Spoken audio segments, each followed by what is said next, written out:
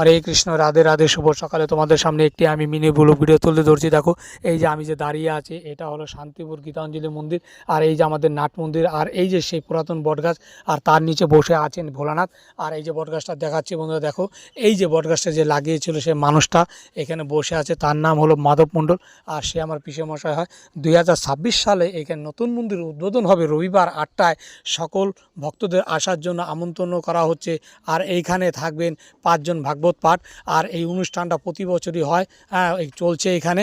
আর সকল কে আসার জন্য আমন্ত্রণ করা হচ্ছে। আর এইখানে সবাই চলে এসো।